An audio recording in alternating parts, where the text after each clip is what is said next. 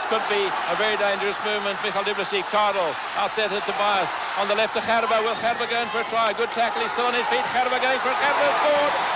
Daniël Gerber. One of rugby's biggest disappointments was the absence of Daniël Gerber from international rugby during South Africa's isolation period. The isolation, caused by apartheid, kept Gerber off rugby's biggest stage from 1986 to 1992. Despite this, Gerber had an impressive record, scoring 19 tries in his 24 internationals starting in 1980.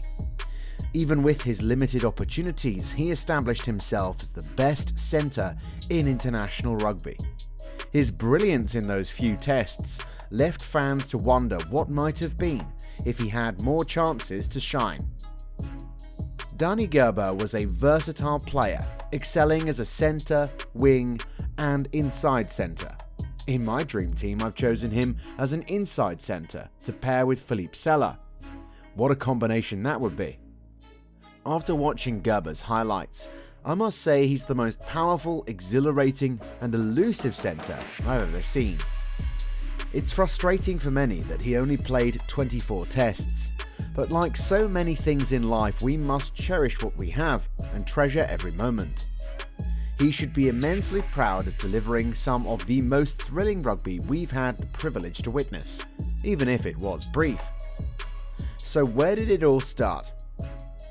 Daniel Matthias Gerber was born in 1958 in Port Elizabeth, South Africa. At school, he excelled in football and cricket, and also represented South African schools in rugby. His football training gave him the ability to sidestep off either foot, a skill perfectly showcased in his unforgettable try against Ireland in 1981. Receiving the ball on their 10-metre line, he initially appeared to prepare for a kick, but then embarked on a mesmerising run past the Irish defenders. Two defenders were so bewildered by Gerber's sidesteps that they ended up tackling each other. Little did he know that this was the beginning of the shaping of his rugby career. He was a precocious talent for Eastern Province, playing 115 times for the state. He made his Test debut against South America at just 22, but it was his performance against England in 1984 that truly defined him. His devastating footwork, strong defence and blistering pace overwhelmed the Englishman, cementing his reputation as a rugby legend. He scored 1 try in his hometown of Port Elizabeth and an impressive 3 tries in Johannesburg. This series was notable as Gerber partnered with South Africa's first ever black player, Errol Tobias, who added to the historic significance of the matches. Gerber's stellar performance continued with 3 tries in the second test.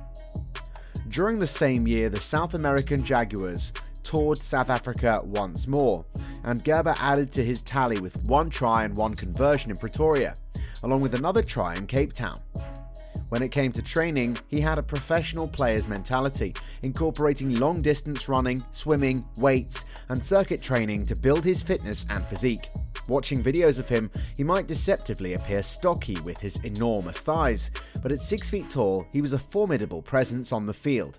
His deft sidestep could leave defenders floundering, while his sheer power allowed him to break through tackles. Gerber's unique combination of agility and strength made him incredibly difficult to defend against. After South Africa was isolated, a rebel New Zealand team, the Cavaliers, toured South Africa, providing Daniël Gerber with a rare chance to showcase his talents. His try in the third match highlighted his electrifying pace, leaving fans in awe. When South Africa emerged from isolation in 1992, the highly anticipated match against the All Blacks rekindled the greatest rivalry in world rugby. The New Zealand team, featuring stars like Brooke, Jones and Kirwan, proved too strong for the inexperienced Springboks, winning 27-24.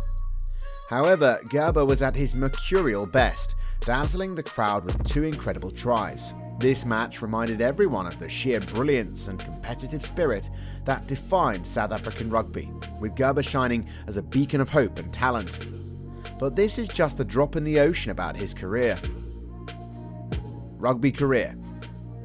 In 1980, Daniel Gerber played 2 tests against the South American Jaguars, a team mostly made up of Argentine players with a few from Uruguay, Chile, Paraguay and Brazil.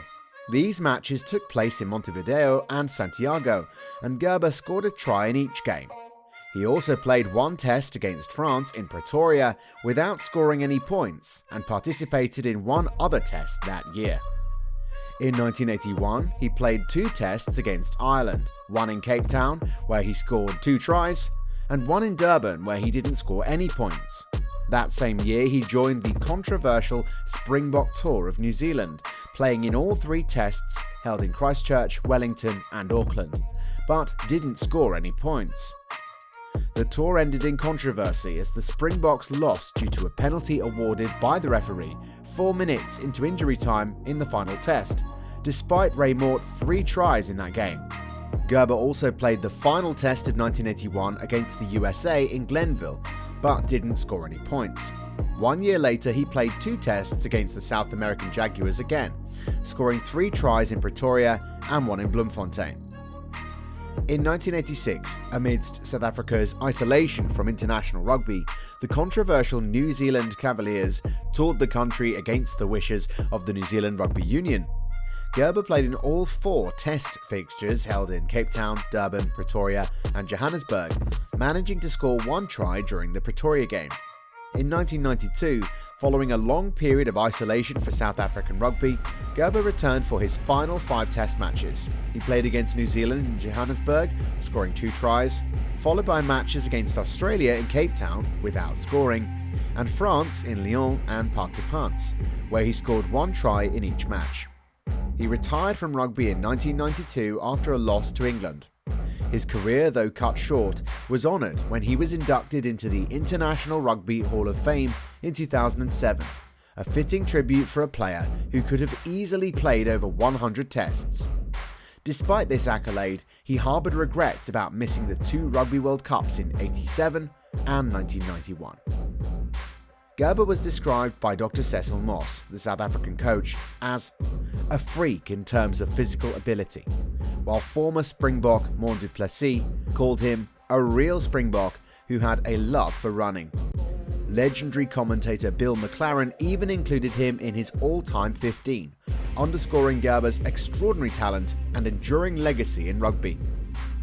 In 2002, he underwent heart surgery due to a family history of high cholesterol. He later worked as an ambassador for heart disease awareness. One notable aspect of his playing style was his habit of heading towards the corner for a try, pretending to ground the ball and then continuing on to score under the posts. This clever manoeuvre, reminiscent of players like Carlos Spencer and Brian Williams, often left a lasting impression. Admittedly, I didn't know much about Gerber initially. However, after researching more about him, I now understand that he was an extraordinary talent with a world-class skill set. He undoubtedly ranks as South Africa's greatest centre and arguably one of the best the world has ever seen. Well, what do you think?